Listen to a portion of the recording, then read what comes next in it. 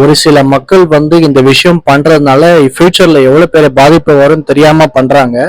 என்ன விஷயம்னு பாத்தீங்கன்னா, என்ன வந்து ஒரு கிளையண்ட் அப்ரோச் பண்ணாங்க.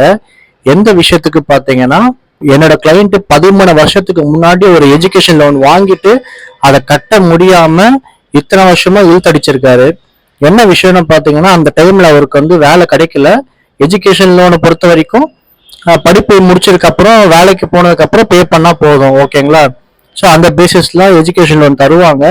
அதே பேசிஸ்ல நம்ம கிளைண்ட் வாங்கியிருக்காரு. ஆனா அவருக்கு படிச்சு முடிச்ச உடனே வேலை எதுவும் கிடைக்கல. ஸோ அதே சமயத்துல லோனும் வந்து சரியான சமயத்துல ரீபேமெண்ட்டும் பண்ண முடியல.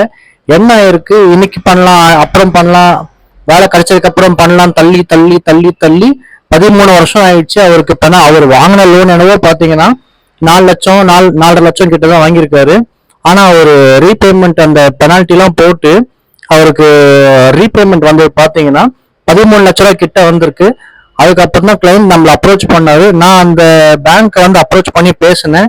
இந்த மாதிரி செட்டில்மெண்ட் பண்ணி தரணும் என்னோட கிளைண்ட்டுக்கு, இந்த அமௌண்ட் வந்து மென்ஷன் பண்ணிருக்கீங்க அப்படின்ற மாதிரி சொல்லி செட்டில்மெண்ட் பேசி வச்சிருக்கேன் பேங்க்கு கிட்ட. அதுக்கப்புறம் பேங்கா கூப்பிட்டு ஒரு சில டாக்குமெண்ட் எல்லாமே கேட்டாங்க. அதுக்கப்புறம் நானு கிளைண்ட் பேங்க் எல்லாருமே சேர்ந்து பேசி அதுக்கப்புறம் 13 லட்சம் லோனை வந்துட்டு 3.5 லட்சமா நான் வந்து பே பண்ண வச்சேன். அதுக்கப்புறம் பாத்தீங்கன்னா லோனை க்ளோஸ் பண்ணதுக்கான டாக்குமெண்ட்ஸும் நான் வந்து கிளைண்ட் கிட்ட வாங்கி கொடுத்துட்டேன் பேங்க் கிட்ட இருந்து. அவரோட சிபில் வந்து கொஞ்சம் அஃபெக்ட் இருந்தது. ஏன்னா வந்து செட்டில்மெண்ட் யூஸ்வலா பேசும்போது கொஞ்சம் சிபில் வந்து அடி வாங்கும். அதை வந்து எப்படி இன்க்ரீஸ் பண்ணன்ற டெக்னிக்கும் நான் கிளைண்ட்டுக்கு சொல்லிட்டேன். ஸோ அவரும் வந்துட்டு ஒரு ஒன் இயர்க்கு அப்புறம் ஹவுசிங் லோன் போறேன்னு சொன்னாரு. தாராளமா வந்து போய்க்கலாம். ஏன்னா வந்து சிபில் இன்க்ரீஸ் பண்றதுக்கு நமக்கு வந்து வழி இருக்கு. ஸோ அதுக்கும் நான் சேர்த்து கைட் பண்ணிட்டேன்.